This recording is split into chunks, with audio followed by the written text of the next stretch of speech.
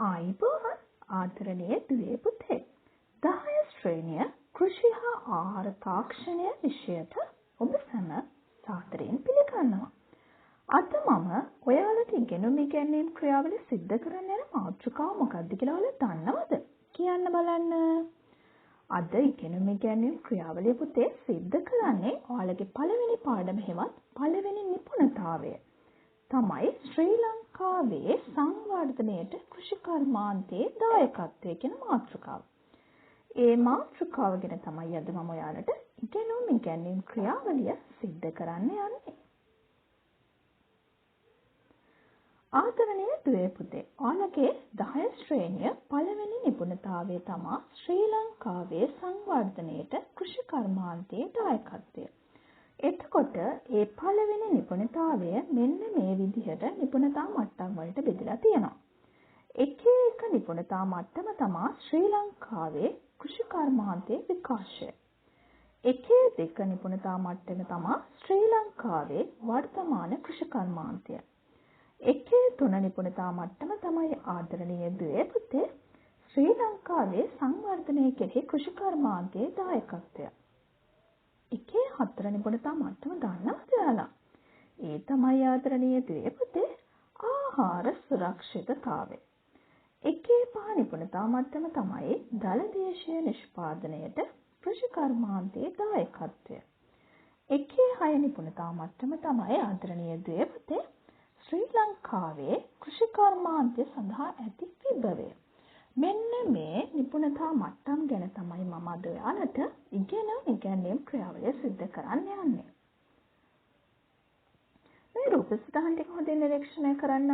මගේ ආදරණීය දුවල පුතාලා ටික මේ රූපසටහන මොනවද පේන්නේ? පොඩ්ඩක් බලන්න, බලලා කියන්න බලන්න. කෘෂි කර්මාන්තය සිද්ධ කරන්නේ. මෙතන පේනවා ගොයම් සිටවන. ගොයම් පැල සිටවන ආකාරයනේ. මෙතන පේනවා යන්ත්‍රෝපකරණ පාවිච්චි කරලා විවිධ ක්‍රියාකාරකම් බිම් සැකසීම් මෙහෙම සිද්ධ කරානේ. මෙතන වලට පේනවා සත්ත්ව නිෂ්පාදනයක් තියෙනවා. ඒ සත්ත්ව නිෂ්පාදනයේ එළ ගවය ගත්තොත් එහෙම එළ ගවයෙන් ලබා ගන්න කිරි. කිරි කියන නිෂ්පාදනයක් ලබාගෙන තියෙනවා. පේනවා නේද? මෙතන වලට පේනවා පස්සේ භෝග වගා කරලා තියෙනවා. යන්ත්‍රෝපකරණ ටිකක් පේනවා. ඔයාලා පසුවස්සන තාක්ෂණය පාවිච්චි කරන උපකරණ පේනවානේ. භෝග අස්වන නෙලන ආකාරයක් පේනවා. ඊට පස්සේ සීසෑම ආකාරයක් පේනවා. දැන් ඔයාලට රූපසටහන ටික පේනවානේ. එතකොට පුතේ කෘෂි කර්මය කියන්නේ මොකක්ද? කියන්න බලන්න කෘෂි කර්මය කියන්නේ මොකක්ද? හොඳට අහගන්න. මොකක්ද ආදරණීය දේ පුතේ? කියන්න බලන්න. කෘෂි කර්මය කියන්නේ මොකක්ද? මිනිසාගේ අවශ්‍යතා සපුරා ගැනීම සඳහා විද්‍යාත්මක සිද්ධාන්ත භාවිත කරන. ඒ කියන්නේ ආදරණීය දේ පුතේ. මිනිසාගේ අවශ්‍යතා සපුරා ගන්න. මිනිසාට තියෙන අවශ්‍යතා ආහාර කියන අවශ්‍යතාවය වෙන්න පුළුවන් නේ. මිනිසාගේ අවශ්‍යතා සපුරා ගැනීම සඳහා විද්‍යාත්මක සිද්ධාන්ත භාවිත කරමින් විද්‍යානුකූලව සම්පත් කාර්යක්ෂම දැන් භෝග වගා කරන භූමිය ශ්‍රමය නේ ප්‍රාග්ධනය ව්‍යවසායකත් ඒ අවශ්‍යයි. දැන් විද්‍යාත්මක සිද්ධාන්ත ගත්තොත් එහෙම දැන් ඔයාලා ඉස්සර කාලේ කම්බයින් හාර්වෙස්ටර් තිබෙන්නේ නූතනයේ තියෙනවා කම්බයින් හාර්වෙස්ටර්. කම්බයින් හාර්වෙස්ටර් එක කුඹරට අරන් ගිහලා අපිට වී ටික ඒ අවස්ථාවේදීම අපිට මේ හාල් ටික පවා එතනම ගන්න පුළුවන්. ගොයම් කපලා වෙලම හාල් අපිට ගන්න පුළුවන් කම්බයින් හාර්වෙස්ටර් කියන උපකරණ පාවිච්චි. ඒ විද්‍යාත්මක සිද්ධාන්ත පාවිච්චි කරලා තියෙන්නේ. මිනිසාගේ කෘෂි කර්මය කියන්නේ මිනිසාගේ අවශ්‍යතා සපුරා ගැනීම සඳහා විද්‍යාත්මක සිද්ධාන්ත භාවිත කරමින් සම්පත් කාර්යක්ෂම සහ තිරසාර ලෙස යොදාගෙන භෝග වගා කිරීම, ගොවිපළ සතුන් පාලනය, ඒ ආශ්‍රිත නිෂ්පාදන සැකසීමේ විද්‍යාව. එතකොට ආදරණීය දුවේ පුතේ කෘෂි කර්ම ක්ෂේත්‍රයේ ප්‍රධාන අංශ දෙකක් තියෙනවා. මොකක්ද ඒ අංශ දෙක? භෝග වගාවයි සත්ත්ව පාලනය. තේරුණාද? භෝග වගාවයි සත්ත්ව පාලනය කියන දෙකම කෘෂි කර්ම ක්ෂේත්‍රයට තමයි අයිති වෙන්නේ. කෘෂි කර්මාන්තය කියන්නේ මොකද්ද? කියන්න බලන්න. ඈත අතීතයේ පුතේ ගොවිතැන කියන සරල නමින් තමයි හැඳින්වෙන්නේ. ඉස්සර කාලේ වලගේ ආච්චිලා සීයලා මුතු මිත්තු හිටියා නේද? එයාලගේ කාලේ ගොවිතැන කියලා සරල නමින් හැඳින්වෙන්නේ. ගොවිතැන කළ තමයි අර ප්‍රධාන ජීවනෝපාය මාර්ගය. එතකොට කෘෂිකර්ම ශාස්ත්‍රයේ පුතේ නූතනයේදී බහුකාර්ය ක්‍රියාවලියක් ඉදිරි දෙන පොඩක් කාර්ය එකතු වෙලා තියෙනවා. ඉස්සර ඈත අතීතයේ තිබ්බ ගොවිතැන කියන සරල නම නූතනයේදී කෘෂිකර්ම ශාස්ත්‍රය බහුකාර්ය ක්‍රියාවලියක් විදිහට දියුණු වෙලා තියෙනවා. කර්මාන්තයක් විදිහට. ගොවිතැන කර්මාන්තය බවට පත් වෙලා බහුකාර්ය ක්‍රියාවලි ගොඩකින්. ඒකට තමයි අපි කියන්නේ කෘෂිකර්මාන්තය. කෘෂිකර්මය කියලා කියන්නේ මිනිසාගේ අවශ්‍යතා සපුරා ගැනීම සඳහා විද්‍යාත්මක සිද්ධාන්ත භාවිත කරමින් සම්පත් කාර්යක්ෂමව සහ තිරසාර ලෙස යොදාගෙන භෝග වගාව ගොවිපළ සතුන් පාලනය හා ඒ ආශ්‍රිත නිෂ්පාදන සැකසීමේ විද්‍යාව. ඒකට අපි කියනවා කෘෂිකර්මය. කෘෂිකර්මාන්තය කියලා කියන්නේ ඈත අතීතයේ ගොවිතැන කිව්ව සරල නම නූතනයේදී කෘෂිකර්ම ශාස්ත්‍රයේ බහුකාර්ය ක්‍රියාවලියක් වෙලා තියෙනවා. කියන්නේ සීක්‍රෙන් දියුණු වෙලා තියෙනවා. ක්‍රමක්‍රමයෙන් දියුණු වෙලා තියෙනවා. කෘෂිකර්මාන්තය කියන්නේ එක වචනයක්ම තියෙනවා. කර්මාන්ත, කෘෂිකර්මාන්ත. ඈත අතීතයේ ගොවිතැන කිව්ව සරල නම කෘෂිකර්ම ශාස්ත්‍රයේ දැන් බහුකාර්ය ක්‍රියාවලියක් විදිහට දියුණු වෙලා තියෙනවා. ඒ නිසා කෘෂිකර්මාන්තය කියලා අපි කියනවා. හරි? එතකොට ආදරණීය දුවේ පුතේ අතීතයේ ඉඳලා ශ්‍රී ලංකාවේ කෘෂිකර්මාන්තයේ විකාශය අපි අධ්‍යයනය කරන්න යන්නේ. හරි? එතකොට පුතේ මේ කෘෂිකර්මාන්තයේ විකාශය ගැන අධ්‍යයනය කරද්දී ඓතිහාසික පසුබිම විදේශ ආක්‍රමණ වලින් පස්සේ හරිත විප්ලවයේ සිදු වූ බලපෑම් කෙරෙහි අපි විශේෂ අවධානයක් යොමු කරනවා. දැන් මෙතන ඔයාලට පේන්නේ ශ්‍රී ලංකාවේ කෘෂිකර්මාන්තයේ විකාශය. පළවෙනියටම දඩයම් යුගය. 2 එන්ටේරිය යුගය. 3 ගෝවි යුගය. දට අහගන්න ඓතිහාසික පසුබිම. හරි. මිනිසා පුතේ දඩයම් යුගය, එන්ටේරිය යුගය පසු කරලා ගෝවි යුගයට ඇවිල්ලා තියෙනවා. එතකොට දඩයම් යුගයේදී සිද්ධ කරේ මිනිසා මොකද? සතුන් පසුපස හඹා ගිහිල්ලා සත්තු දඩයම් කරලා තම ආහාර අවශ්‍යතාවය සපුරා ගත්තා. ඊට පස්සේ පුතේ සත්තු පසුපස හඹා යාම වෙනුවට සත්තු හීලෑ කරලා සතුන් නැති කරලා එන්ඩේරියෙක් බවට පත් වුණා.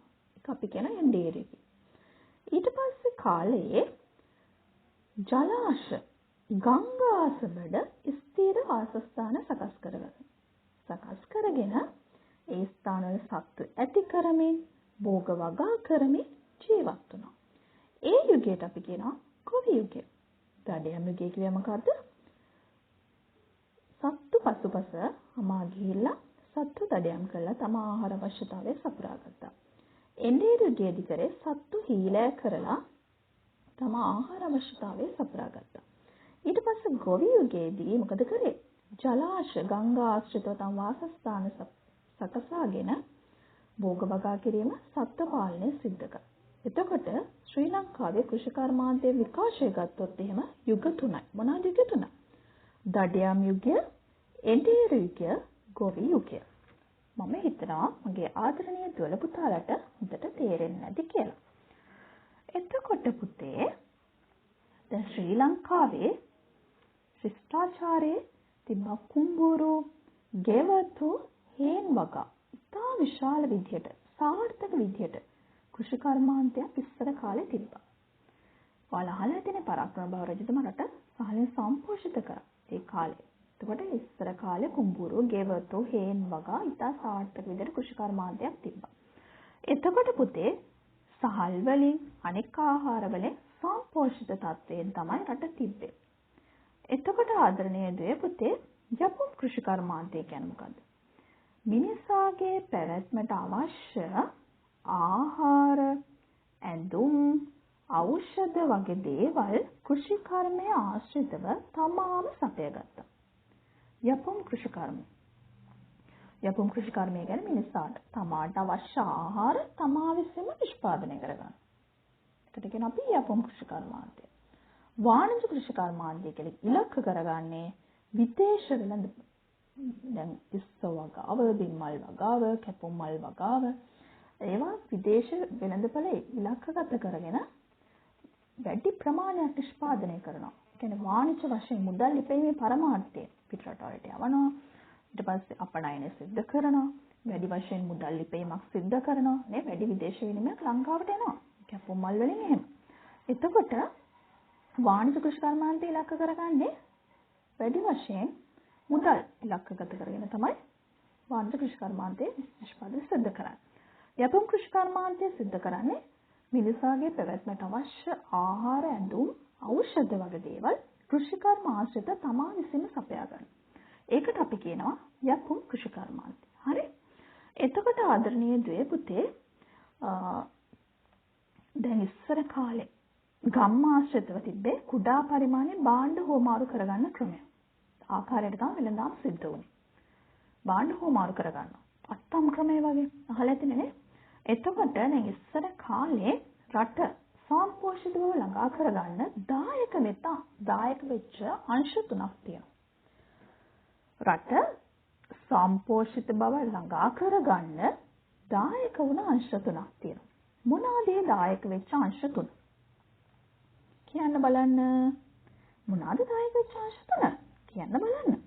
රාජ්‍ය අනුග්‍රහය, වාරි තාක්ෂණය, ගොවිතැන හා බැඳුණු සංස්කෘතිය. ඉස්සර කාලේ රට සම්පෝෂිතව ළඟා කරගන්න පුතේ මෙන්න මේ අංශ තුන දායක වුණා. රාජ්‍ය අනුග්‍රහය, වාරි තාක්ෂණය, ගොවිතැන හා බැඳුණු සංස්කෘතිය.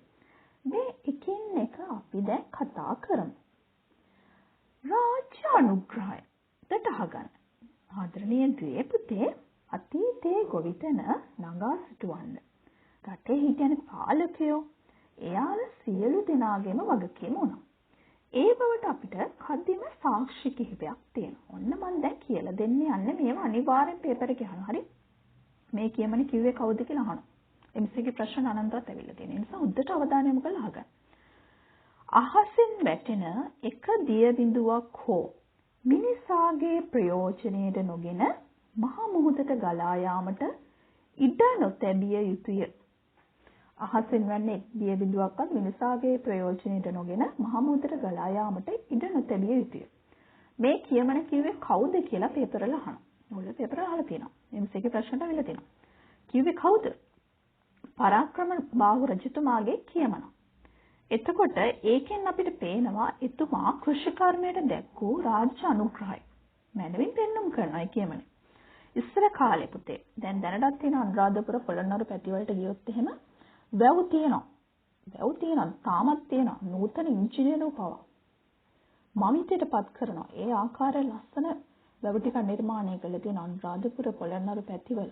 ඒ රට සහලින් සම්පෝෂිත බව ළඟා කරගන්න රජවරු බෙහෙවින් දායකත්වයෙන් දක්වලා වැව් නිර්මාණය කළා තියෙනවා. එතකොට කෘෂිකාර්මික කටයුතු සඳහා පුතේ රජවරු වැව් රැසක් ඉදි කළා තියෙනවා. ඒ නිසා අපි කියනවා රජ රට වැව් බැඳි රාජ්‍ය කියලා. ඊළඟට මහසෙන් රජතුමා මින්නේරි දෙවියන් විදිහට දේවත්වයෙන් පුදනු ලැබුවා. ඒ කියන්නේ ඔහු කෘෂිකර්මාන්තයට අවශ්‍ය පුතේ ජලය සම්පාදනයට ඉහළ අනුග්‍රහය දක්වලා තියෙනවා. නොන්නද රාජ්‍ය අනුග්‍රහය දැක්වූ බවට සාක්ෂිත් එක්ක මම කියලා දුන්නා. මොනවද පුතේ? අහසින් වැටෙන එක් දිය බිඳුවක්වත් මිනිසාගේ ප්‍රයෝජනයට නොගෙන මහ මුහුදට ගලා යාමට ඉඩ නොතැබිය යුතුයි කියන මහා පරාක්‍රම බාහු රජතුමාගේ කියමනෙන් කෘෂිකර්මාන්තයේ දැක්වූ රාජ්‍ය අනුග්‍රහය මැනවින් පෙන්눔 කරනවා.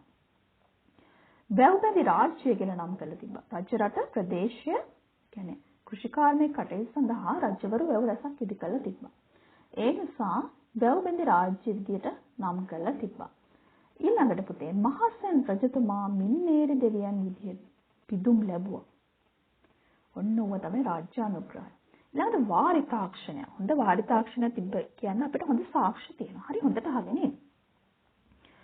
ක්‍රිස්තු පූර්ව 6 වෙනි සියවසේ පුතේ කෘෂිකාර්මික කටයුතු වර්ෂා ජලයෙන් විතරයි සිද්ධ කරේ. ක්‍රිස්තුපූර්ව 6 වෙනි සියවසේ කෘෂි කාර්මික කටයුතු කරේ පුතේ වර්ෂා ජලය. ඊට පස්සේ ජලය රැස් කරන්න පොකුණු, ලින්, ඊට පස්සේ වැව්, අමුණු නිර්මාණය කළා තියෙනවා. තේරෙනවද? ඊට පස්සේ ජලය එක්වන ජලය රැස් කරගන්නත් එපානේ. වර්ෂා ජලයෙන්ම අපිට ගොවිතැන් කටයුතු කරන්න බැහැනේ. ඊට පස්සේ වැව්, අමුණු, පොකුණු, ඊට පස්සේ ජල හැරවුම් මාර්ග ආශ්‍රිතව ව්‍යාප්ත වෙලා තියෙනවා. එතකොට ආදරණීය දුවේ පුතේ අනුරාධපුර යුගයේ ඉදි කෙරුණු ප්‍රථම වැව මොකක්ද? අනුරාධපුර යුගයේ ඉදි කෙරුණු ප්‍රථම වැව මේක අනිවාර්යෙන් MCQ ප්‍රශ්න වල පේපර් වල අහලා තියෙනවා. කියන්න බලන්න. පුතේ ක්‍රිස්තුපූර්ව 6 වෙනි සියවසේ කෘෂිකාර්මික කටයුතු කරේ වර්ෂා ජලය. ඊට පස්සේ වැව්, පොකුණු, ඇලවල් නිර්මාණය කරලා ඒ ආශ්‍රිතව ගොවිතැන් කටයුතු සිදු කරා. එතකොට අනුරාධපුර යුගයේ ඉදිකර ප්‍රථම වැව මොකද්ද? අබේ වැව නැත්නම් බසවක් කුලම් වැව කියලා කියනවා. මේවා පේපර් වල අහලා තියෙනවා. හරි හොඳට පාඩම් කරගන්න ෂෝට් නෝට් ගහගන්න. අනුරාධපුර යුගයේ ඉදි වූ ප්‍රථම වැව තමයි අබේ වැව නැත්නම් බසවක් කුලම වැව කියලා කියනවා. එතකොට ආදරණීය දුවේ පුතේ මේ අබේ වැව වාරි තාක්ෂණයට වසඹ, ධාතුසේන, මහසෙන්, මහා පරාක්‍රම බාහු කියන රජ දරුවන් විසින් නිර්මිත මහා වැව් බිහි කරලා බිහි කිරීම දක්වා සංවර්ධනය වෙලා තියෙනවා. තේරෙනවද? ප්‍රථම වැව විදිහට අබේ වැව නිර්මාණය වුණත් වස්සඹ රජතුමා, ධාතුසේන රජතුමා, මහසෙන් රජතුමා, මහා පරාක්‍රම බාහු රජතුමා විසින් විවිධ වැව් නිර්මාණය කළා තියෙනවා. ගොඩක් සංවර්ධනය කළා තියෙනවා. එතකොට ආදරණීය දුවේ පුතේ දැන් රජරට ප්‍රදේශයේ වැව් පද්ධති ස්වභාවිකවම පෝෂිත ප්‍රදේශ ආශ්‍රිතව එකිනෙකට සම්බන්ධතාවයක් තියෙනවා. ජලාශ සමූහ වශයෙන් විද්‍යාත්මක නිර්මාණයක් කරලා තියෙනවා. ඔයාලා අහලා ඇති ඒලංගා පද්ධති කියලා. කැස්කේඩ් සිස්ටම් කියලා කියනවා. කැස්කේඩ් සිස්ටම් එකක් කියලා කියන්නේ එක් වැවකින් පෝෂණය වන ප්‍රදේශය ඊළඟ වැවේ පෝෂක ප්‍රදේශයක් විදිහට පවත්වාගෙන යනවා. ඒ කියන්නේ ආදරණීය දුවේ පුතේ රජරට වැව් පද්ධති ස්වභාවික පෝෂිත ප්‍රදේශ ආශ්‍රිත එකිනෙකට සම්බන්ධතාවයක් තියෙනවා. ඊට පස්සේ ජලාශ සමූහ වශයෙන් විද්‍යාත්මක නිර්මාණයක් කරලා තියෙනවා. ජලාශ සමූහ වශයෙන් විද්‍යාත්මක ක්‍රමයකට තමයි නිර්මාණය කරලා තියෙන්නේ. ස්වභාවික පෝෂිත ප්‍රදේශ ආශ්‍රිතව තමයි මේ වැව නිර්මාණය කරලා තියෙන්නේ. එතකොට එක් වැවකින් පෝෂණය වන ප්‍රදේශ ඊළඟ වෙලේ පෝෂක ප්‍රදේශයක්. ඒකට අපි කියන ඒලංගා පද්ධතිය. ඒකත් කදිම නිදසුනක් විදිහට ගන්න පුළුවන් වාරි තාක්ෂණයට. හරි? ඊට පස්සේ වසම මහසෙන් අක්බෝ කියන රජවරුන්ගේ කාලයේ පුතේ අඹන්ගඟ හරස් කරලා ඇලහැර නම් ස්ථානයේ අමුණක් ඉදි කරලා තියෙනවා. ඊට පස්සේ ඒ ඇලහැර ඔස්සේ මින්නේරි වැවට, කන්තලේ වැවට ජලය ලබා දීලා තියෙනවා. ඒ කාලේ දියුණු වාරි තාක්ෂණය හොඳ නිදසුනක්. කන්තලේවට ජලය ලබා දීම අතීතයේ තිබ්බ දියුණු වාරි තාක්ෂණය සඳහා නිදසුනක්. ඊළඟට කලාවවේ ඉඳලා තිසාවයට ජලය ගෙන යන්න පුතේ ජයගඟ හෙවත් යෝධැල. වාරි කර්මාන්ත ඉතිහාසයේ අතිශයින් වැදගත් ස්ථානයක් වෙනවා. එතකොට ධාතුසේන රජු විසින් ඉදි කරපු නිර්මාණයක් තමයි මේ කලාවවේ ඉඳලා තිසාවයට ජලය ගෙන යන ජයගඟ හෙවත් යෝධැල වාරි කර්මාන්තයේ ගොඩක්ම අතිශයින් වැදගත්. ඒ කියන්නේ ධාතුසේන රජු විසින් තමයි නිර්මාණය කළා තියෙන්නේ. මේක ඇවිල්ලා අඩි 40යි. පළල සතපොම් 54ක් විතර දික් වෙනවා. එතකොට මේකේ පළල සතපොම් 17ක් වෙනවා පුතේ. එතකොට දිය බැස්ම සතපොමට අඟල් 6ක් වෙනවා. එතකොට භූමිය මැනීම සඳහා කොතරම් සූක්ෂම ක්‍රමවේදයක් අපේ මුතුන් මිත්තෝ යොදාගෙන තියෙනවද කියලා ඔයාලට පැහැදිලි වෙනවා. ඊළඟට වැව් බැම්ම, සොරව්ව, බිසෝ කොටුව. දැන් මේ බලන්න මේ වැව අංග වැව් බැම්ම තියෙනවා, සොරව්ව තියෙනවා, බිසෝ කොටුව තියෙනවා. මහවැව ඉදිකිරීමේ තාක්ෂණයේ වැදගත්ම අංගයක්. එතකොට ආදරණීය දුවේ පුතේ අතීතයේදී බිසෝ කොටුව වැව් බැම්මට ජලය මගින් ඇතිවන පීඩනය අවම කරලා වැව් බැම්ම ආරක්ෂා කිරීමට ඉදි කරලා තියෙන සුවිශේෂී නිර්මාණය. ගොවිතැන හා බැඳෙන සංස්කෘතිය. පුරාණ ගම්වල පුතේ ගොවිතැන හා බැඳෙන සංස්කෘතියක් තිබිලා තියෙනවා. මෙන්න මේ කරුණෝනේ ඔයාලට පැහැදිලි. හරි? වැවයි දාගබයි ගමයි පන්සලයි කියන සංකල්පය තිබ්බා. එතකොට වැව ගමක අත්‍යවශ්‍යම අංගයක් විදිහට තමයි පැහැදිලි වෙන්නේ. ඊළඟට අලුත් සහල් මංගල්‍ය කියලා පුද පූජා ඇදහිලි වලින් පෙනී යන්නේ පුතේ ගොවිතැන ආගම දහම එකිනෙකට බැඳිලා තියෙන බව. ඊළඟට අත්තම් ක්‍රමයට පුතේ ගොවිතැන් කටයුතු කරා. එතකොට ජනයාගේ එකමුතුකම සහයෝගය තහවුරු වුණා. ගොවිතැන හා බැඳෙන සංස්කෘතිය. ආදරණීය දුවේ පුතේ. මෙන්න මේ ප්‍රශ්න පේපර් එකේ අහන්න පුළුවන්. අතීතයේ ශ්‍රී ලංකාවේ කෘෂි කර්මාන්තයේ පැවති බවට සාක්ෂි. දැන් ගත්තොත් එහෙම පුතේ අපේ රටේ කෘෂි කර්මාන්තයට තියෙනවා වසර දහස් ගණනක ඉතිහාසයක්. මෙන්න මේ සාක්ෂි ඒවට අපිට ගන්න පුළුවන් කදිම විදිහට. හරි? මහා වංශයේ පුතේ ඔයාලා අහලා ඇති විජය කුමරු ඇතුළු 700ක් පිරිස ගබඩා වලින් සහල් රැගෙන ශ්‍රණිකව රසවත් ආහාර වේලා සකස් කරගෙන කුසගිනි නිවාගෙන තියෙනවා.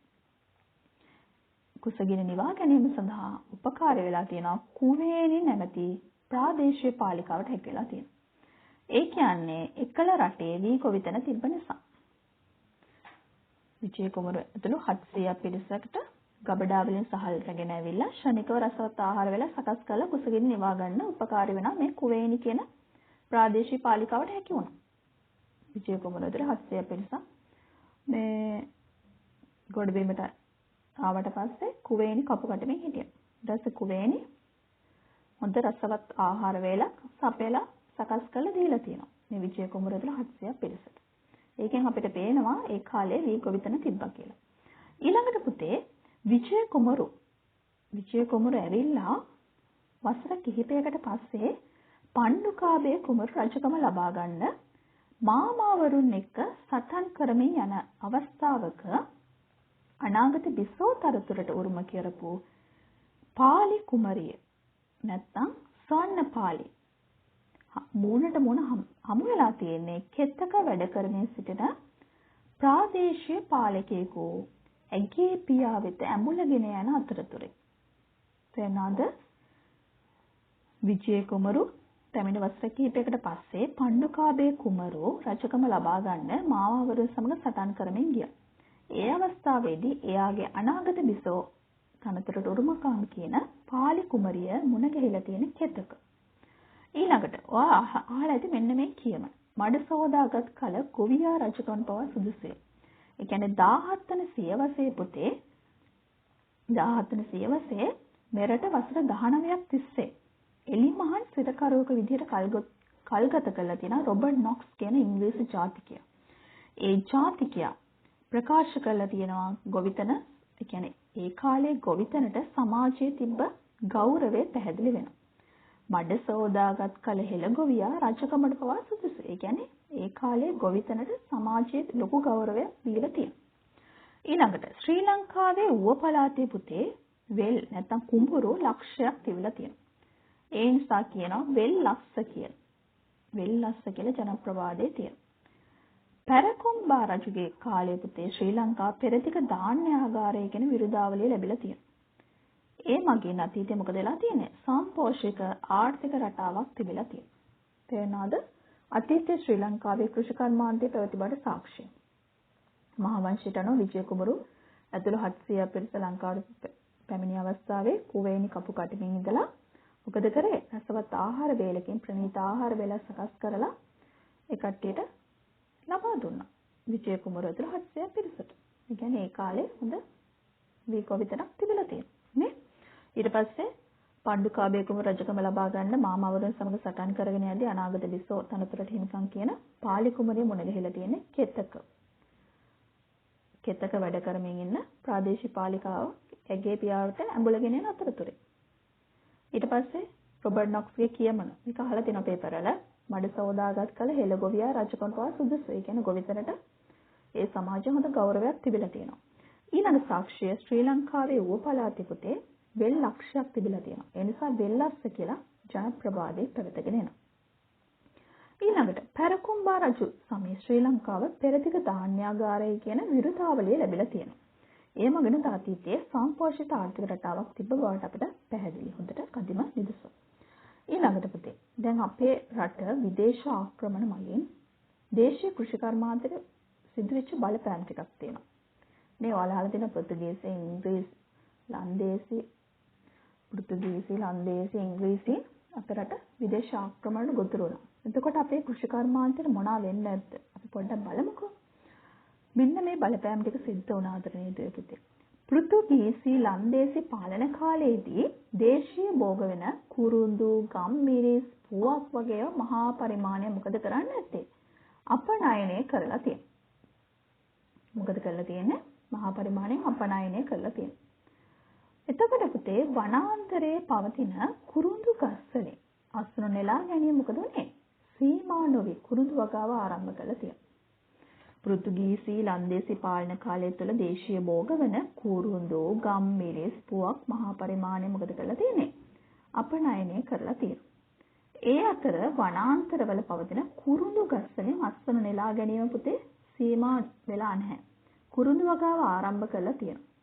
ශ්‍රී ලංකාවේ වැවිලි කර්මාන්තය පදනම් කරගෙන කොළඹ, කුරුඳුවත්ත, කදිරාන, ඇවරිවත්ත කියන ප්‍රදේශවල කුරුඳු වගාව ආරම්භ කරලා තියෙනවා. මේ පෘතුගීසි, ලන්දේසි කාලය තුල.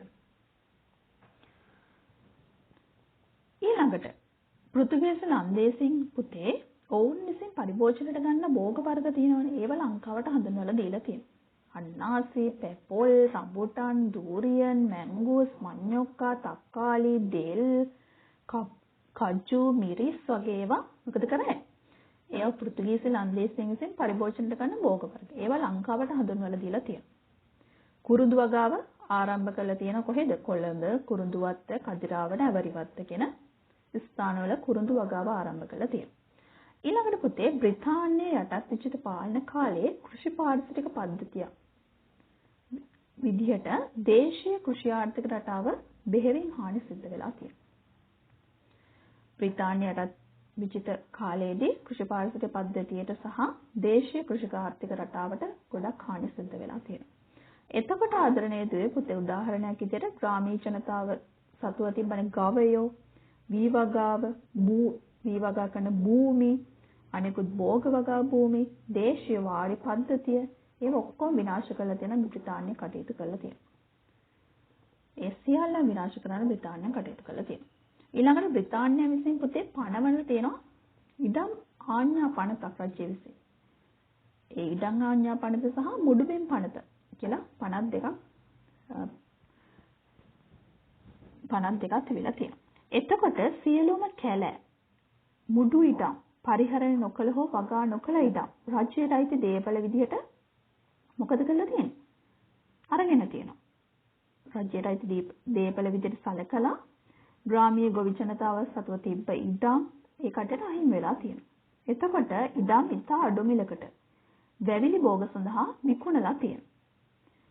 මොකද කරලා තියෙන්නේ? බ්‍රිතාන්‍ය විසින් පනවලා තියෙන ආඥා පනත් දෙකක්. මොනවාද ඒ ආඥා පනත් දෙක? රජයේ ඉඩම් ආඥා පනත සහ මුඩුබිම් පනත. ඒකෙදි කරලා තියෙන්නේ කැලෑ, මුඩුබිම්, ඉඩම් පරිහරණය නොකළ හෝ වගා නොකළ ඉඩම් රජයට අරගෙන තියෙනවා. එතකොට මොකක්ද වෙලා තියෙන්නේ? ග්‍රාමීය ගොවි ජනතාව සතුව තිබ්බ ඉඩම් අහිමි වෙලා තියෙනවා. ඊට පස්සේ රජය විසින් මේ ඉඩම් අරගෙන ඉතා අඩු මිලකට වැවිලි භෝග සඳහා විකුණලා තියෙනවා. ඒකල බදු සහන ලබා දෙලා තියෙනවා. ඊළඟට පුතේ බ්‍රිතාන්‍යයන් විසින් වැවිලි භෝග හඳුන්වලා දීලා ශ්‍රී ලංකාවේ කෝපි, තේ, රබර්, කොකෝවා, පොල්, සින්කෝන ආරම්භ කළා තියෙනවා. ඊළඟට උඩරට ප්‍රදේශවල කෝපි, තේ වගාව ව්‍යාප්ත කරලා තියෙනවා. ඊළඟට පහත රට තෙත් කලාපය සඳහා රබර් වගාව, වයඹ ගම්පහ දිස්ත්‍රික්ක සඳහා පොල් වගාව හඳුන්වලා දීලා තියෙනවා. ඊළඟට පුතේ වයඹ පළාතේ ආරම්භ කළ තියෙන වැවිලි කර්මාන්ත සඳහා මහා මාර්ග ඉදි කළා. වාරි පද්ධතිය විනාශ කරමින් තමයි මහා මාර්ග ඉදි කළා තියෙන්නේ. ඊළඟට නුවරඑළිය මූලික කරගෙන ආපල්, ගෝවා, කැරට්, බීට්, රාබු, ලීක්ස් භෝග හඳුන්වලා දීලා තියෙනවා. ඊළඟට පුතේ වැවිලි භෝග සඳහා ශ්‍රමිකයන් දකුණු ඉන්දියාවෙන් මෙරට ගෙන්නලා තියෙනවා. එතකොට බ්‍රිතාන්‍ය ජාතිකයන් විසින් මෙරටට ගෙන්වීම බ්‍රිතාන්‍ය ජාතිකයන් විසින් කටයුතු කරලා තියෙනවා. වැවිලි භෝග වගාව සඳහා ශ්‍රමිකයන් දකුණු ඉන්දියාවෙන් ගෙන්නලා තියෙනවා මේ බ්‍රිතාන්‍ය ජාතිකයන්. ඊළඟට පුතේ වී ඇතුළුව දේශීය ආහාර නිෂ්පාදනය කෙරෙහි අවධානය මොකදලා තියෙන්නේ? අඩු වෙලා තියෙනවා. එතකොට රටට අවශ්‍ය සහල් අනෙකුත් කෘෂි නිෂ්පාදනය මොකද කරලා තියෙන්නේ? ආනයනය කරලා. ඊට පස්සේ 1822 දී ශ්‍රී ලංකාවේ දැන් සියලුම කෘෂිකාර්මිකයට සම්බන්ධීකරණය සිදු කරන්න පේරාදෙණි රාජකීය උද්භිද උද්‍යානය පිහිටවලා තියෙනවා. ඊළඟට යටත් විජිත කාලේ පුතේ ශ්‍රී ලංකාවේ රජරට රාජධානි තිබ්බනේ. ඒවා නිරිත දිගට සංක්‍රමණය වෙලා තියෙනවා. ඒ නිසා මොකද වෙලා තියෙන්නේ? රජරට වාරි පද්ධතිය බිඳවැටීමක් සිද්ධ වෙලා තියෙනවා. එතකොට මේ විදේශ ආක්‍රමණයෙන් පස්සේ පුතේ ඇති වෙලා තියෙන වාණිජ කෘෂි ආර්ථිකය. විදේශ ආක්‍රමණයෙන් පස්සේ මේ වාණිජ කෘෂි ආර්ථිකය නිසා දුබල වෙලා තියෙනවා. එතකොට දේශීය ආහාර නිෂ්පාදනය යලි ඉහළ නංවන්න අවශ්‍යයිනේ. ඒ සඳහා 1912 දී කෘෂිකර්ම දෙපාර්තමේන්තුව පිහිටලා තියෙනවා. විදේශ ආක්‍රමණ වලට ගොදුරු වුණාට පස්සේ ශ්‍රී ලංකාවේ වාණිජ කෘෂි ආර්ථිකය බිඳ වැටිලා තියෙනවා. එතකොට දැන් අපි ආයේ මේ වාණිජ කෘෂි ආර්ථිකය නගා සිටවන්න ඕනේ. ඒ සඳහා 1912 දී කෘෂිකර්ම දෙපාර්තමේන්තුව පිහිටුවලා තියෙනවා. එතකොට ආදරණීය දුවේ පුතේ විදේශ ආක්‍රමණ නිසා කෘෂි ආර්ථිකයේ ගොඩක් වෙනස්කම් සිද්ධ වෙලා තියෙනවා. එතකොට අතීතයේ ශ්‍රී ලංකාවේ පැවති ස්වයංපෝෂිත ග්‍රාමීය කෘෂි ආර්ථික සම්පූර්ණයෙන් බිඳ වැටිලා තියෙනවා. තේ, රබර්, පොල් වගේ වැවිලි භෝග මත පදනම් වූ ආර්ථිකයක් තමයි බිහි වෙලා තියෙන්නේ. එතකොට ශ්‍රී ලංකාවට නිදහස ලැබුණානේ. 1948 නිදහස ලැබුණා. ඒ නිදහස ලැබීමෙන් පස්සේ ගොවි ජනපද හා බහුකාර්ය යෝජනා ක්‍රම බිහි වෙලා තියෙනවා. මොනවාද? බහුකාර්ය යෝජනා ක්‍රම පේපර් එකේ අහන්න පුළුවන්. ගල්ලේ යෝජනා ක්‍රමය, ගල්ලේ යෝජනා ක්‍රමය, උඩවල යෝජනා ක්‍රමය, නිල්වලා යෝජනා ක්‍රමය, ලුණුගම්වීර යෝජනා ක්‍රමය, මහවැලි යෝජනා ක්‍රමය, ඉඟිණිමිටිය යෝජනා ක්‍රමය, මුතුකණ්ඩි ව්‍යාපාරය, මව්වාර ව්‍යාපාරය. එතකොට පුතේ ශ්‍රී ලංකාවට නිදහස ලැබීමෙන් පස්සේ ගොවි ජනපද බහුකාර්ය යෝජනා ක්‍රම බිහි වෙලා තියෙනවා. ඒව තමයි ගල්ලේ යෝජනා ක්‍රමය, උඩවල යෝජනා ක්‍රමය, නිල්වලා යෝජනා ක්‍රමය, ලුණුගම්වීර ව්‍යාපාරය, මහවැලි යෝජනා ක්‍රමය, ඉඟිණිමිටිය යෝජනා ක්‍රමය, මුතුකණ්ඩි ව්‍යාපාරය, මව්වාර ව්‍යාපාරය. එතකොට ආදරණීය දුවේ පුතේ දැන් එතකොට මේ යෝජනා ක්‍රම වල පොදු වෙච්ච අරමුණු ටිකක් තියෙනවා. කෘෂි නිෂ්පාදන ඉහළ දැන්වීම, ඉඩම් නැති අයට ඉඩම් ලබා දීම, වියලි කලාපයේ ජනශූන්‍ය ප්‍රදේශවල ජනාවාස ඇති කර තෙත් කලාපයේ අධික ජනගහනය පාලනය කිරීම, රැකියා සැපයීම, පහළ නිම්නවල ජලය ගැලීම පාලනය කිරීම, ජල විදුලි නිපදවීම, වන වගා ව්‍යාප්ත කිරීම, පරිසරය ආරක්ෂා කිරීම, මෙන්න මේ දේවල් තමයි පොදු අරමුණු. මේ බහුකාර්ය යෝජනා ක්‍රම බිහිවීමට තියෙන පොදු අරමුණු තමයි මොනවාද? කෘෂි නිෂ්පාදන ඉහළ දැන්වීම, වන වගා ව්‍යාප්ත කිරීම, පරිසරය ආරක්ෂා කිරීම, පහළ නිම්න ජලය ගැලීම පාලනය කිරීම.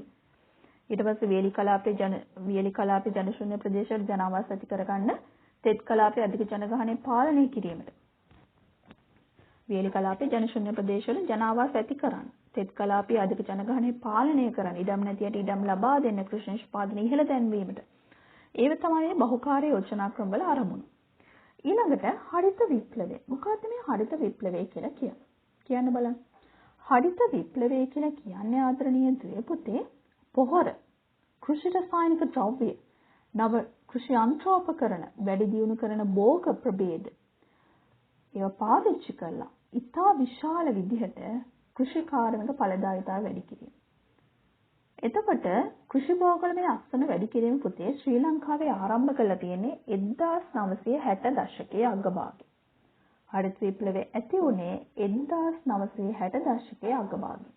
මොකද හරිත විප්ලවය කියලා කියන්නේ කෘත්‍රිම පොහොර, කෘෂි රසායනික ද්‍රව්‍ය, නව කෘෂි යන්ත්‍රෝපකරණ, වැඩි දියුණු කළ ලද භෝග ප්‍රභේද පාවිච්චි කරලා ඉතා විශාල ලෙස කෘෂි කාර්මික ඵලදායීතාවය වැඩි කිරීමට අපි කියනවා මොකද්ද?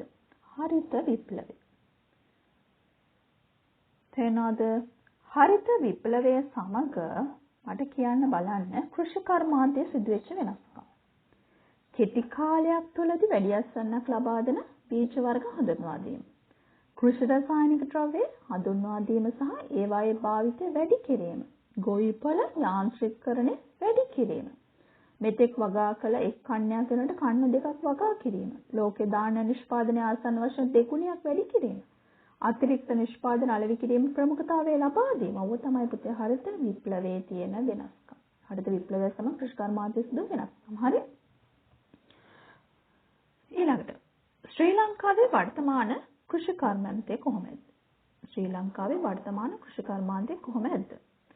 වර්තමානයේ පුතේ ගෙවතු වගාව දේශීය විදේශීය වෙළඳපොළ ඉලක්ක කරගත්ත වාණිජ කෘෂි කර්මාන්තයක් තියෙනවා. එතකොට නව නිෂ්පාදන රටාව රටේ තියෙනවා. එතකොට අපනයන වෙළඳපොළ ඉලක්ක කරගෙන පුතේ ප්‍රධාන සාම්ප්‍රදායික වැවිලි භෝග අංශ සාම්ප්‍රදායික නොවන කෘෂි ව්‍යවසාය රසක් රට තුළ ව්‍යාප්ත වෙලා තියෙනවා.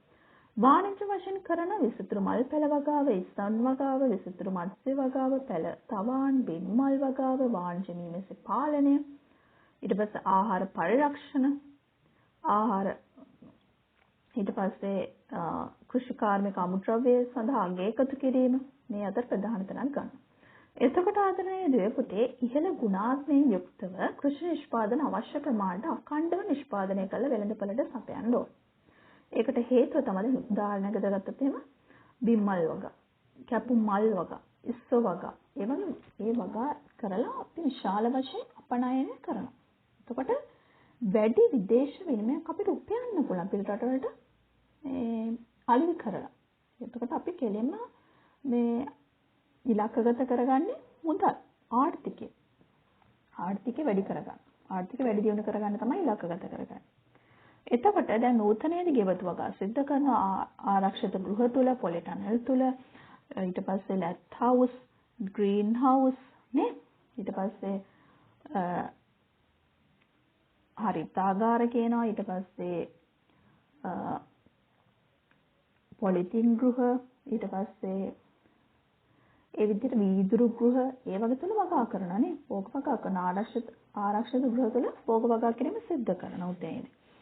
එතකොට ආදරණීය දුවේ පුතේ ශ්‍රී ලංකාවේ සංවර්ධනයේට කෘෂි කර්මාන්තයේ දායකත්වය කොහොමද? අපි පොඩ්ඩක් සාකච්ඡා කරමු. පෝෂණ අවශ්‍යතාවය සපුරන්න. දැන් කෘෂි කර්මාන්තයේ මගින් පුතේ ප්‍රධාන වශයෙන් වී ඇතුළු ශාකමය සත්වමය ආහාර වර්ග නිෂ්පාදනය කරනවා. එතකොට ඒවා සුදුසු ආකාරයෙන් සකස් කරලා ආහාරයට ගන්න. එතකොට ශ්‍රී ලාංකිකයන් පෝෂණ අවශ්‍යතාවය සපුරා ගන්න පුළුවන්. ශාකමය සත්වම ආහාර වර්ග සැපේන. එතකොට පෝෂණ අවශ්‍යතාවය සැපෙනවා. ඊට පස්සේ රැකියා නියුක්තිය නිෂ්පාදකයාගේ ඉඳලා පාරිභෝගිකය දක්වා කෘෂි නිෂ්පාදන සැපෙන ක්‍රියාදාමයක් තියෙනවා. නිෂ්පාදකයා ඉඳලා පාරිභෝගික දක්වා කෘෂි නිෂ්පාදන සැපසන ක්‍රියාවලියක් තියෙනවා. එතකොට විවිධ පුද්ගලයන් අවශ්‍යයි පුතේ මේකට. ඒ සඳහා විශාල වශයෙන් රැකියා අවස්ථා බිහි වෙලා තියෙනවා. වගාකරුවෝ ඉන්නවා, ඉස්රෝම්කරුවෝ ඉන්නවා, තොග සිල්ලර වෙලෙන්දු ඉන්නවා.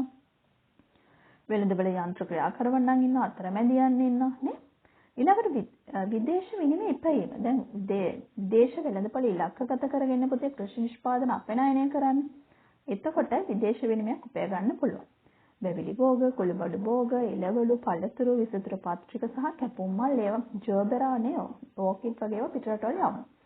විසිතුරු මල් වර්ග තියෙනවා. විසිතුරු පත්‍ර තියෙනවා. කෝලියස් වගේ ඒවා යවන පිටරටවල. බෙල් පෙපර් නේ ඒ වගේ දේවල් යවනවා. එතකොට වැඩි විදේශ විනිමයක් උපය ගන්න පුළුවන්. ශ්‍රී ලංකාවේ සංවර්ධන කෘෂි කර්මාන්තයේ දායකත්වය ගැන තමයි අපි මේ කතා කරන්නේ. හරි? ඊට පස්සේ කාර්මික අංශය අමුද්‍රව්‍ය සැපීම. දැන් උදාහරණයක් විදිහට කර්මාන්තාංශය පුතේ නිමිද්‍රව්‍ය නිෂ්පාදනය කරනවා.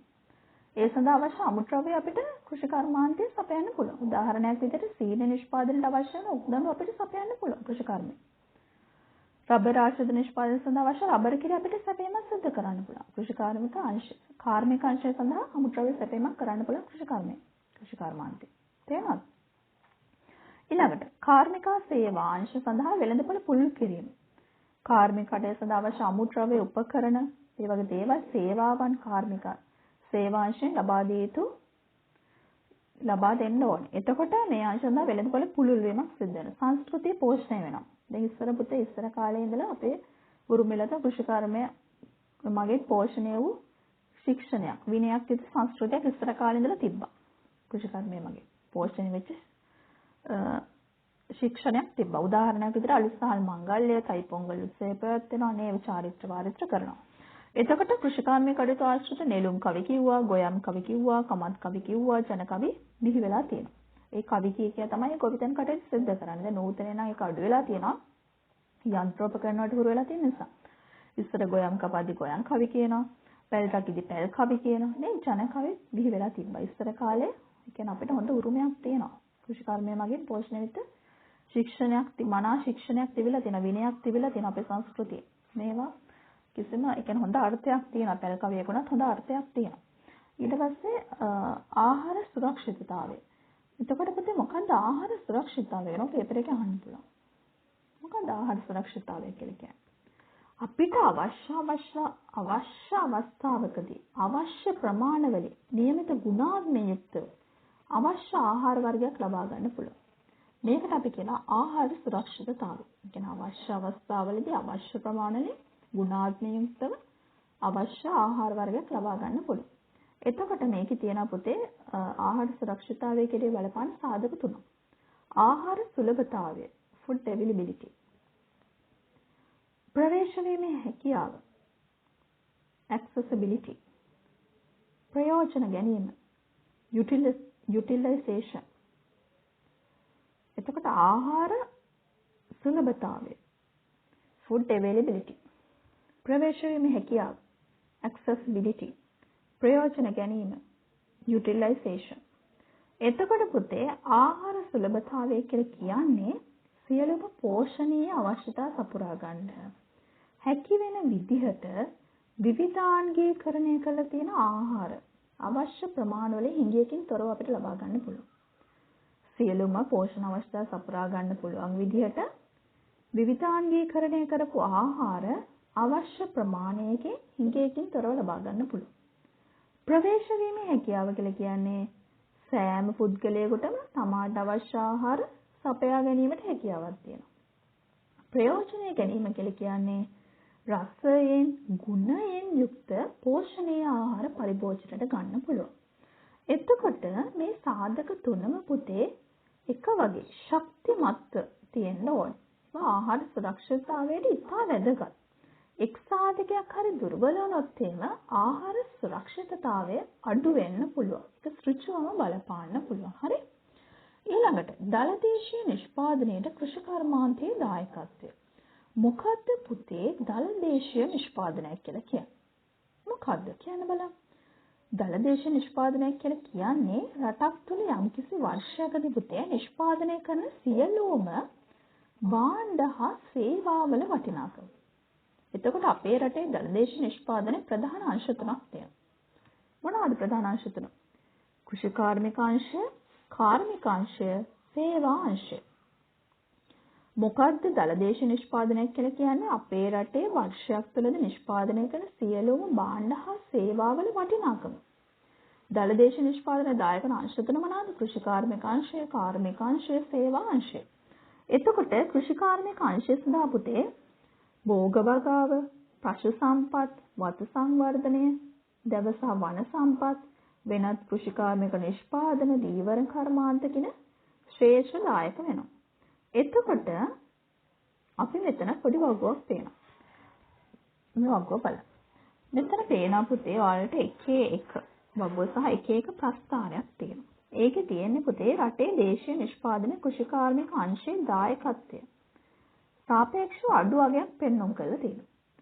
මේ අංශය රට තුළ ඉතා වැදගත් කාර්යභාරයක් ඉටු කරනවා. දැන් ඔයාලට පේනවා මෙතන කෘෂි කාර්මික අංශය 2008 12.1 2009 12.2 2010 12 කියන්නේ අඩු වෙලා වුණා නේ. 2011 11.1 මේ විතර තියෙනද මේ chart එක ඔයාලට පේනවා. ඊළඟට 2012 11.1 ඒ කියන්නේ 2008 ඉඳලා 2012 වෙද්දී මොකද වෙලා තියෙන්නේ? කෘෂි කාර්මික අංශ දායකත්වයේ අඩුවීමක් සිද්ධ වෙලා තියෙනවා. භෝග වගාව 2008 දී 108.8යි, 2009 108.8යි, 2010 108.7යි, 2011 107.7යි, 2012 107.7යි. පශු සම්පත් ගත්තොත් එහෙම 0.9යි, 0.9යි, 0.8යි, ඒ කියන්නේ පොඩි අඩුවීමක් සිද්ධ වෙලා තියෙනවා. වතු සංවර්ධනය ගත්තොත් එහෙම 0.3යි, 0.3යි, 0.3යි 2012ට එනකම් 2008 ඉඳලා. ඔයාලා මහ බැංකු වාර්තා පරිශීලනය කරන්න ඕන. අදම අවුරුදු 5කවත් බලන්න. මොකද වෙලා තියෙන කෘෂි කාර්මික අංශ දායකත්වයේ කාර්මික අංශය සේවා අංශය මොකද වෙලා තියෙන කියලා පොඩ්ඩක් බලන්න. ඊට පස්සේ කාර්මික අංශය මොකද වෙලා තියෙන්නේ? 2008 දී 28.4යි. 2009 දී 28.6යි. 2010 දී 28.7යි. 2011 දී 29.3යි. 2012 දී 30.4යි. කියන්නේ කාර්මික අංශ දායකත්වයේ වැඩිවීමක් සිද්ධ වෙලා තියෙනවා. කෘෂි කාර්මික අංශ දායකත්වයේ අඩුවීමක් සිද්ධ වෙලා තියෙනවා. හරි? සේවා අංශය ගත්තොත් එහෙම දලදේශීය නිෂ්පාදනය 59.5යි 59.3යි 59.5යි 58.5යි. ඒ කියන්නේ 2008 ඉඳලා 2012 වෙද්දී මොකද වෙලා තියෙන්නේ? පොඩි අඩුවීමක් සිද්ධ වෙලා තියෙනවා. වැඩි වෙලා අඩු වෙලා එහෙම තියෙනවා. හරි? මේ ඒ දත්ත පදනම් කරගෙන මෙන්න මේ ප්‍රස්ථාරය ඇඳලා තියෙනවා. දැන් ඔයාලට පේනවා. මෙතන නිල් පාටින් තියෙන කෘෂිකාර්මික අංශ දායකත්වය. කාර්මික අංශ දායකත්වය පේන රතු පාටින්. ඊට පස්සේ කොළ පාටින් තියෙන සේවාංශ දායකත්වය. ඔයාලට පේනවා. පොඩි අඩුවීම් සිද්ධ මහා ලොකු පරිමාණයෙන් අඩුවීම් වැඩිවීම් සිද්ධ වෙලා නැහැ. ඊට පස්සේ ඔයාලා පරිශීලනය කරන්න මහ බැංකු වාර්තා. හරි? මේ මහ බැංකු වාර්තා පරිශීලනය කරලා බලන්න කෘෂිකාර්මික අංශයේ දායකත්වයේ කාර්මික අංශයේ දායකත්වයේ සේවා දායකත්වයේ කොච්චරද කියලා බලන්න. අවුරුදු 5ක් විතර ආරම්භ බලන්න 2020 2019 මේ වර්ෂවල හොයලා බලන්න. ඊට පස්සේ ශ්‍රී ලංකාවේ කෘෂිකර්මාන්ත සඳහා ඇති විභවය. දැන් ගත්තොත් එහෙනම් පුතේ කෘෂිකර්මාන්තය සඳහා අවශ්‍ය සම්පත් සුලභව තියෙනවා. භූමියේ ජලය, ශ්‍රමය මේ හැමදේම තියෙන ශ්‍රී ලංකාවේ. ශ්‍රී ලංකාව හොඳ විභවයක් තියෙනවා ශ්‍රී ලංකා කෘෂිකර්මාන්තය සඳහා. ඊට පස්සේ කෘෂිකර්මාන්ත සඳහා හිතකර විවිධ පරිසර තත්ත්ව තියෙනවා. භූ විෂමතාවය, පස, හිරු එළිය, උෂ්ණත්වය, වර්ෂාපතනය මේ හැම එකක්ම හිතකර ආකාරයට තියෙන කෘෂිකර්මාන්තයට. ඊට පස්සේ ගුණාත්මක ව්‍යාප්ති සේවා තියෙන, උපකාරක සේවා තියෙන, රාජ්‍ය පෞද්ගලික කියන අංශ මගින් රට පුරා ක්‍රියාත්මක වෙනවා. මේ ප්‍රයිවට් එක ගත්තොත් ෆර්ටිලයිසර් පොහොර වර්ග ගත්තොත් එහෙම CIC බව මේ හේලිස් යන්ත්‍රෝපකරණ ගන්න පුළුවන් කෘෂි. ඊට පස්සේ රාජ්‍ය අංශයකට අපිට උපදෙස් ගන්න පුළුවන්. කෘෂිකර්ම දෙපාර්තමේන්තුවේ ප්‍රාදේශීය මට්ටමින් තියෙනවා නේ. ග්‍රාමීය මට්ටමින් තියෙනවා. කෘෂි පර්යේෂණ සහකාරවරු ඉන්නවා. ඊට පස්සේ කෘෂිකාර්මික නිෂ්පාදන සහ දේශීය විදේශීය වෙළඳපළක් තියෙනවා. ඊට පස්සේ දේශීය විදේශීය ව්‍යවසායකයන්ගේ දායකත්වය ලබා ගන්න පුළුවන්. රැකියාව වියුක්ත ජනතාවට පූර්ණ කාලීන රැකියාව නියුක්ත ජනතාවට අර්ධ කාලීන කෘෂිකර්මාන්තේ නිරත වෙන්න පුළුවන්. රැකියාවක් කරන කෙනෙකුට සංස්ථාදී දවස් දෙකේ මේ කෘෂිකාර්මික වැඩක් කරන්න පුළුවන්. ගොවිතැනක් කරන්න පුළුවන්. රැකියාව නැති කට්ටියට සම්පූර්ණ පූර්ණ කාලීනව ගොවිතැන කරන්න පුළුවන්. ඊට අමතරව යටිතල පහසුකම් තියෙනවා. යහපත් මට්ටමක මහා මාර්ග, වරාය, ගුවන් තොටුපළවල්, ජල විදුලිය, සංනිවේදනය නේ. ඊට පස්සේ කෘෂිකර්මාන්ත හිතක රාජ්‍ය ප්‍රතිපත්ති තියෙනවා. සියලු භෝග සඳහා පොහොර සානාධාර ලබා දෙනවා. කුඩ තියෙන වැදගත්කම්. හරි. ඊට පස්සේ අමතර දැනුම විදිහට 1925 තලව කෙලෙත් තේ පර්යේෂණ ආයතනය පිහිටුවලා තියෙනවා. 1928 ලුණුවිල පොල් පර්යේෂණ ආයතනය පිහිටුවලා තියෙනවා. 1930 දී අගලවත්ත රබර් පර්යේෂණ ආයතනය පිහිටුවලා තියෙනවා. ඊට පස්සේ 1933 බහුකාර්ය ජනපද ව්‍යාපාරය ආරම්භලා තියෙනවා. මේ වර්ෂ ගණනක් චුට්ටක් අවධානයෙන් ඉන්න 2014 දිවි නැගුම දෙපාර්තමේන්තුව පිහිටුවලා තියෙනවා. 2012 දී ශ්‍රී ලංකා සහලින් හා බඩේරිගුණ ස්වයංපෝෂිත කරලා තියෙනවා. 2011 සියලු භෝග සඳහා පොහොර සානාධාර ලබා දීලා තියෙනවා. 2011 දිවි නැගුම ජාතික සංවර්ධන වැඩසටහන ආරම්භ කළා. දැන් නූතනයේදී රසායනික පොහොර අයින් කළා. දැන් කාබනික පොහොර මේ නිෂ්පාදනය කළ මුළු රටම වගා කරන්න යන කාබනික පොහොර. මේ දවස්වල දැන් නිවුස් වල තියෙනවා බලන්න ඉතින්නේ. එතකොට ශ්‍රී ලංකාවේ කෘෂිකර්මාන්ත සඳහා හොඳ විභවයක් තියෙනවා. අද අපි කතා කරේ ආදරණීය දුවේ පුතේ ශ්‍රී ලංකාවේ කෘෂිකර්මාන්තයේ විකාශය ගැන අපි කතා කරා. නේ? කෘෂිකර්මය කියන්නේ මොකක්ද කියලා මම කියලා දුන්නා. කෘෂිකර්මය කියන්නේ මිනිසාගේ අවශ්‍යතා සපුරා ගැනීම සඳහා විද්‍යාත්මක සිද්ධාන්ත පාවිච්චි කරමින් සම්පත් කාර්යක්ෂම තිරසාර විදියට යොදාගෙන භෝග වගාව, ගොවිපළ සතුන් පාලනය, ඒ ආශ්‍රිත නිෂ්පාදන සැකසීමේ විද්‍යාවට අපි කියනවා මොකද්ද? කෘෂි කර්මය. එතකොට කෘෂි කර්මයේ ප්‍රධාන ක්ෂේත්‍ර දෙකක් බලපාන මොකද්ද? භෝග වගාවයි සත්ත්ව පාලනය. කෘෂි කර්මාන්තය කියන්නේ ඈත අතීතයේ තිබ්බ ගොවිතැන කියන සරල නම. නූතනයේදී ඒක බහුකාර්ය ක්‍රියාවලියක් බවට පත් වෙන කෘෂි කර්මාන්තයක් බවට පත් වෙලා තියෙනවා. ඊළඟට කියලා දෙන ඓතිහාසික පසුබිම. මොනවාද? යුග තුනක් පසු කරලා ඇවිල්ලා තිනවා. දඩයම් යුගය, ඉන්දීර යුගය, ගොවි යුගය. දඩයම් යුගයේදී සත්තු පසප සම්භාගයලා තම ආහාර අවශ්‍යතාවය සම්පූර්ණ කරගත්තා. ඉන්දීර යුගයේදී සත්තු හීලෑ කරලා ඇතිගෙන තම ආහාර අවශ්‍යතාවය සපුරා ගත්තා. ඊට පස්සේ ගොවි යුගයේදී ජලාශ්‍රිතව නිවාස හදාගෙන භෝග වගාව සත්ත්ව පාලනය කියන දෙකම සිද්ධ කරා. නේ? එතකොට ඒ ගැන මම කියලා දුන්නා ඓතිහාසික පසුබිම ගැන. ඊට පස්සේ කියලා දුන්නා ශ්‍රී ලංකාව යපුම් කෘෂිකර්මාන්තය කියන්නේ මොකක්ද කියලා. යපුම් කෘෂිකර්මාන්තය කියන්නේ මිනිසාට අවශ්‍ය ආහාර වර්ග, ඇඳුම් පැළඳුම්, ඖෂධ, තමාට අවශ්‍ය දේවල් තමා විසින්ම නිෂ්පාදනය කරගන්න. වාණිජ කෘෂිකර්මාන්තය ඊළඟ කරගන්නේ ආර්ථිකය. වැඩි වශයෙන් මුදල් ලිපීම් පරමාර්ථයෙන් තමයි වාණිජ කෘෂිකර්මාන්තය නිෂ්පාදනය සිදු කරන්නේ. ඊට පස්සේ රට සහයෙන් සම්පෝෂිත වෙලා තිබෙන ඉස්සර කාලේ. ඒ සම්පෝෂිතව ළඟා කරගන්න දායක වෙච්ච අංශ තුනක් තියෙනවා. රාජ්‍ය අනුග්‍රහය, වාඩි තාක්ෂණය, ගොවිතැන හා බැඳෙන සංස්කෘතිය. රාජ්‍ය අනුග්‍රහය ගත්තොත් එහෙම ආදරණීය දුවේ පුතේ මහා පරාක්‍රම බාහු රජතුමා කියවන ගැන මම කියලා දුන්නා. අහසින් යන එක් ජල බිඳුවක්වත් ප්‍රයෝජන නොගෙන මහා මුහුදට යවන්න එපා කියලා කිව්වා. කියමනක් තිබ්බනේ. අහසින් යන එක් දිය බිඳුවක් ප්‍රයෝජනයට නොගෙන මිනිසාගේ ප්‍රයෝජනගෙන මහා මුහුදට ගලා යාමට ඉඩ නොතැබිය යුතුයි. ඒකෙන් පේනවා මහා පරාක්‍රම බාහු රජතුමාගේ කියමනෙන් පේනවා හොඳ රාජ්‍ය අනුග්‍රහ කෘෂිකර්මාන්තයට දක්වලා තිබ්බා. ඊට පස්සේ වැව් බෙද රාජ්‍ය කිව්වා රජරට ප්‍රදේශයේ. වැව් රසක් ඉදි කළ තිබ්බ හින්දා.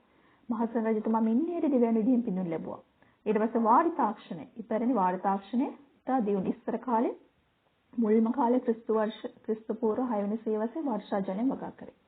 ඊට පස්සේ වැව් පොකුණු රජවරුන්ගේ රාජ්‍ය අනුග්‍රහය නිර්මාණය කරලා ඒව ආශ්‍රිතව මේ වැව් පොකුණු ඒ ආශ්‍රිතව මේ භෝග වගාව සිද්ධ කරා. කෘෂිකර්මාන්තය සිද්ධ කරා. එතකොට රජරට ප්‍රදේශේ තාමත් තියෙනවා වැව්. නූතනින් චිනන පව මවිතරපත් කරනවා. ඒ වැවක අංග තියෙනවා. වැව් බැම්ම තියෙනවා, සරව්ව තියෙනවා, බිසව කොටුව තියෙනවා නේ. ඒ වගේ අංග එකතු කරලා ලස්සන ආකාරයෙන් වැව් නිර්මාණය කරලා තියෙනවා. තාමත් ඒ වැව් තියෙනවා. ශ්‍රී ලංකාවේ ඉදිරි ප්‍රථම වැව තමයි අබේ වැව නැත්නම් බසවක් කුලම වැව. එතකොට ඒ වාඩි තාක්ෂණ වස්සඹ දාතසේන මහසේන පරාක්‍රම බාහු කියන රජවරු විසින් නිර්මාණය කරපු ගොඩක් වැව් තියෙනවා. තේරෙනවද? ඊට පස්සේ ඒලංගා පද්ධතියක් කියන්නේ මොකක්ද කියලා මම කියලා දෙන්න. එක් වේවකින් පෝෂණය වෙන ඊළඟ වරේ පෝෂක ප්‍රදේශයට අපි කියන ඒලංගා පද්ධතිය. ඊළඟට මම කියලා දුන්නා වස්සඹ මහසේන අක්බර් රජුගේ කාලේ අඹන්ගක හරස් කරලා ඇලහැර නම් ස්ථානයේ අමුණක් ඉදි කරලා තියෙනවා. ඒකල ඇලහැර ඔස්සේ මින්නේරි වැවට කන්තලේ වැවටයි මොකද කරලා තියෙන්නේ? ජලය ලබා දීම සිද්ධ කරලා තියෙනවා. එතකොට දියුණු වාඩි තාක්ෂණයක් කියන්නේ තිබිලා තියෙනවා. ඊට පස්සේ කලාවේ ඉඳලා තිසාවර ජලයක නේනවා ජයගඟ නැත්තම් යෝදැල ඒ වාරි කර්මාන්තය. ඒකත් හොඳ නිදසුන දාසන රජු නිර්මාණය කරලා තියෙන්නේ. ඒකේ අඩි 40ක් පළල තියෙනවා. අඩි 40ක් පළල සතපොම් 54ක් දිග තියෙනවා. එතකොට සතපොම් පළමු සතපොම් 17 තුල බැස්ම සතපොමට අඟල් 6ක් විතර වෙලා තියෙනවා. මේ භූමිය මැනීම සඳහා කොතන සූක්ෂම ක්‍රමවේදයක් අපේ මුතු මිත්ත පාවිච්චි කරලා තියෙනවා කියලා අපිට හොඳ සාක්ෂි තියෙනවා. ඊට පස්සේ වැව් බැම්ම සොරවුව බිසව කොටුව නේ ඒ වගේ වැව් ඉදි කරලා හොඳ තාක්ෂණ ඇති වෙලා තියෙනවා. හොඳ අංග එකතු කරලා තියෙනවා. එතකොට බිසව කොටුවේ වැව් බැම්මට ඒ කියන්නේ වැව් බැම්මට ජලය මගින් එතන පීඩනය අවම කරලා තියෙනවා. වැව් බැම්ම ආරක්ෂාව තමයි මේ නිර්මාණය කරලා තියෙන්නේ. බිසව කොටුව කදලා තියෙන වැව් බැම්මට ආරක්ෂාව සපයනවා. ඒ කියන්නේ ජලය මගින් ඇති කරන පීඩනය අඩු කරලා තියෙනවා බිසව කොටුව මගින්. ඊළඟට ගොවිතැන හා බැඳෙන හොඳ සංස්කෘතියක් තිබිලා තියෙනවා. ඒ ගැන මම කියලා දුන්නා. මේ වැවයි දාගබයි ගමයි පන්සල අලෙත් සහල් මංගල්‍ය අත්තම් ක්‍රමයට ගොවිතැන් කිරීම ඊට පස්සේ අතීතයේ ශ්‍රී ලංකා කෘෂිකර්මාන්තය පැවැත්මට සාක්ෂි වෙන කියලා දුන්නා. රොබර්ට් නොක්ස් නේ එදා හෙළදිව කියන පොතේ සඳහන් වෙලා තියෙනවා. මඩ සෝදාගත් කල ගොවියා රජකන පවා සුදුසුයි. ඊට පස්සේ විජය කුමාර ඇතුළු 700 පිරිස ලංකාවට ගොඩ බැස්සට පස්සේ කුවේණි හොඳ රසවත් ආහාර වේලා සකස් කළ දුන්නා. ඊට පස්සේ පණ්ඩුකාභය කුමරු රජකම ගන්න මාමවරු සමග සටන් කරගෙන යන අතරතුරේ බිසව තනතුරුතුමාගේ පාලි කුමරිය හමු වෙලා තියෙන්නේ මේ ඒ ප්‍රදේශයේ එයාගේ පියාගේ වෙත ඇඹුලගෙන යන අතරතුරේ කෙතක තමයි හමුන ගිහලා තියෙන්නේ. ඊට පස්සේ පෙරකුම්බා රජුගේ කියමන පෙරදිග ධාන්‍යාගාරයේ විදියට ඊට පස්සේ වෙල්ලස්ස කියලා ජනප්‍රවාදයක් පැවත ඌව ප්‍රදේශයේ වෙල් ලක්ෂයක් තිබ්බ නිසා ඊට පස්සේ විදේශ ආක්‍රමණයේ කෘෂිකර්මාන්ත සිදු බලපෑම් තිබ්බනේ. පෘතුගීසි ලන්දේසි කාලවලදී කුරුඳු වගාව ආරම්භ කළ තැන කුරුඳුවත්ත කදිරාව නැවරිවත්ත කොළඹ කියන ප්‍රදේශවල ඊට පස්සේ පෘතුගීසි ලන්දේසි පරිභෝජනය කරපු ආහාර භෝග වර්ග ලංකාවට හඳුන්වලා දුන්නා. අන්නාසි පැපොල් රඹුටන් වගේ ඒවා. ඊට පස්සේ බ්‍රිතාන්‍ය යටතේ විවිධ පාලන කාලේ කෘෂි පාරිශ්‍රමික ගැටලු කෘෂි පාරිශ්‍රමික පද්ධති දේශීය කෘෂි ආර්ථික රටාව බෙහෙවින් හානි සිද්ධ වෙලා තියෙනවා නේ. ඊට පස්සේ බ්‍රිතාන්‍ය විසින් රජයේ ඉඩම් ආඥා පනත මුඩුබිම් පනත මගින් ඒකල හිටපු ගොවීන්ගේ ඉඩම් ටික රජයට සතු කරගෙන තියෙනවා. ඊට පස්සේ ඒවට මොකක්ද වෙලා තියෙන්නේ? ඊට පස්සේ ඒවට මොකද වෙලා තියෙන්නේ? ඒවා රජයට පවරගෙන ඉවරලා ගොවි ජනතාව සතු තිබෙ ඉඩම් මොකද වෙලා තියෙන්නේ? ඒ කට්ටියට අහිමි වෙලා තියෙනවා. ඒකලා ඒව අඩු මිලට බැබලි භෝග වගාව සඳහා විකුණලා තියෙනවා. ඊට පස්සේ බ්‍රිතාන්‍යයේ වැවිලි භෝග හඳුන්වලා දීලා තිනවා. කෝපි, තේ, රබර්, කොකෝ, පොල්, සින්කෝන වගේ වගා ආරම්භ කළා තියෙනවා. උඩරට ප්‍රදේශයේ කෝපි, තේ වගාව ව්‍යාප්ත කළා තියෙනවා. ඊට පස්සේ නුවරඑළිය මූලික කරගෙන අර්ථාපල්, ගෝවා, කැරට්, බීට්, ට්‍රාබු, ලීක්ස් වගේ භෝග හඳුන්වලා දීලා තියෙනවා. ඊට පස්සේ වැවිලි භෝග වගාව සඳහා ශ්‍රමිකයන් දකුණු ඉන්දියාවේ ඉඳලා මෙරටට ගෙන්නලා තියෙනවා. ඒක බ්‍රිතාන්‍ය ජාතික විද්‍යාව තමයි සිද්ධ කරලා තියෙන්නේ. ඒ ගැන අපි කතා කරා. ඊට පස්සේ 1822 කෘෂිකාර්මිකයන්ට සම්බන්ධීකරණ සහ පේරාදෙණි රාජ්‍යික උද්භිද උද්‍යානය පිහිටුවලා තියෙනවා. ඊට පස්සේ 1912 දී කෘෂිකර්ම දෙපාර්තමේන්තුව පිහිටලා තියෙනවා. ඊට පස්සේ විදේශ ආක්‍රමණ නිසා කෘෂි ආර්ථිකය බිඳ වැටීම නිසා මොකක්ද වෙලා තියෙන්නේ? ඒ කියන්නේ රටේ තිබෙන සම්පෝෂිත බව ආර්ථික රටාව බිඳ වැටිලා තියෙනවා. එතකොට තේ, පොල්, රබර් කියන වැවිලි භෝග පදනම් කරලා ආර්ථිකය බිහි වෙලා තියෙනවා. ඊට පස්සේ නිදහස් ලැබුණාට පස්සේ 1948 නිදහස් ලැබුණාට පස්සේ ගොවි ජනපද බහුකාර්ය යෝජනා ක්‍රම බිහි වෙලා තියෙනවා. මොනවාද බහුකාර්ය යෝජනා ක්‍රම? පේපර් එකේ අහන්න පුළුවන්. ගල්ල යෝජනා ක්‍රමය, උඩවල යෝජනා ක්‍රමය, නිල්වල යෝජනා ක්‍රමය, ලුණුගම්වීර ව්‍යාපාරයේ, මහවැලි යෝජනා ක්‍රමය, ඉඟිණිමිටිය යෝජනා ක්‍රමය, මුතුකණ්ඩි ව්‍යාපාරය, මව්වාර ව්‍යාපාරය. ඊට පස්සේ මේ යෝජනා බහුකාර්ය යෝජනා ක්‍රම අරමුණාද කෘෂි නිෂ්පාදනය කියලා දැන් ඉඩම් නැති හරි ඉඩම් ලබා දීම, වේලිකලා පේ ජනශූන්‍ය ප්‍රදේශවල ජනතාව ඇති කර තෙත් කලාපයේ අධික ජනගහනය පාලනය කිරීම නේ. වියලි කලාපයේ ජනශූන්‍ය ප්‍රදේශවල ජන ආවාස ඇති කිරීම ඒක අරමුණක්. එතකොට තෙත් කලාපයේ අධික ජනගහනය පාලනයක් සිද්ධ වෙනවා. ඊට පස්සේ ජල විදුලි නිපදවනවා, රැකියාව සැපයනවා, පහළ නිම ජලය ගැනීම පාලනය වෙනවා, වන ව්‍යාප්ත වෙනවා නේ. පරිසරය ආරක්ෂා වෙනවා. ඒක නම් මම කියලා දුන්නා. ඊට පස්සේ හරිත විප්ලවය කියන්නේ මොකක්ද? හරිත විප්ලවය කියන්නේ කෘත්‍රිම පොහොර, කෘෂි රසායනික ද්‍රව්‍ය, කෘෂි නවීන කෘෂි යන්ත්‍රෝපකරණ පාවිච්චි වැඩි දියුණු කරලා වැඩි දියුණු කර භෝග ප්‍රභේද පාවිච්චි කළා විශාල විදිහට කෘෂි කාර්මික ඵලදායීතාවය වැඩි කිරීම සිදු කරලා තියෙනවා. ඊට පස්සේ හරිත විප්ලවය නිසා කෘෂි කර්මාන්තවල වෙනස්කම් ගැන කියලා දුන්නා. කෙටි කාලයක් තුළ වැඩි අස්වැන්නක් ලබා දෙන බීජ වර්ග හඳුන්වලා දුන්නා. ගොවිපළ යාන්ත්‍රීකරණය වැඩි කරා. ලෝක දාන නිෂ්පාදන ආසන්න වශයෙන් දෙගුණයක් පමණ වැඩි කළා. අතිරික්ත නිෂ්පාදන වල විකිණීම ප්‍රමුඛතාවය ලබා දුන්නා. ඊට පස්සේ වර්තමාන කෘෂි කර්මාන්තය ගැන අපි කතා කරා. නේ වාණිජ කෘෂි කර්මාන්තයක් තියෙනවා. ඉස්ස වගාව, මත්ස්‍ය විසිතුරු මත්ස්‍ය වගාව, පැල, තවාන්, ඊට පස්සේ බිම්මල් වගා ඒ වගේ. ඊට පස්සේ ශ්‍රී ලංකාවේ සංවර්ධනයේ කෘෂි කර්මාන්තයේ දායකත්වය ගැන කතා කරලා පෝෂණ අවශ්‍යතාවය සපුරන රැකියා නියුක්තිය, විදේශී විනිමය ඉපැයීමක් සිදු කරනවා, කාර්මික අංශය අමුද්‍රව්‍ය සපයනවා, කාර්මික සේවාංශ වල වෙළඳපොළ පුළුල් කරනවා, සංස්කෘතිය පෝෂණය කරනවා කිව්වා. ඊට පස්සේ ආහාර සුරක්ෂිතතාවය ගැන කියලා දුන්නා. ආහාර සුරක්ෂිතතාවය කියන්නේ එක් අවස්ථාවක අවශ්‍ය ප්‍රමාණය නියමිත ගුණාත්මක යුක්ත අවශ්‍ය ආහාර වර්ගයක් ලබා ගැනීම හැකියාව. එතකොට ඒකට බලපාන ප්‍රධාන සාධක තුනක් තියෙනවා. ආහාර සුලභතාවය, ප්‍රවේශ වීම හැකියාව, ප්‍රයෝජන ගැනීම. ඊට පස්සේ දලදේශ නිෂ්පාදනය කියන්නේ මොකද්ද?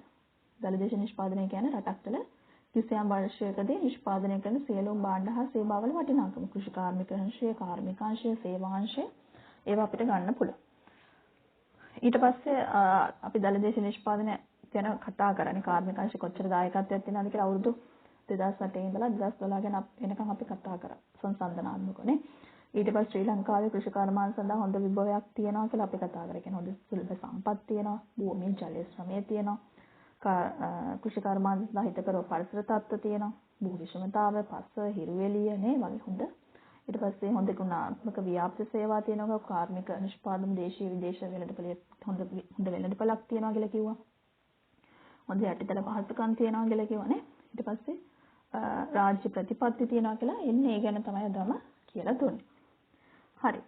පොඩි අගයීමක් දීලා තියෙනවා. ඒ ප්‍රශ්න 10ට වල උත්තර ලියන්න ඕන. පළවෙනි ප්‍රශ්නය තමයි කෘෂි කර්මය යන කුමක්ද? මොකද්ද පුතේ කෘෂි කර්මය කියන්නේ?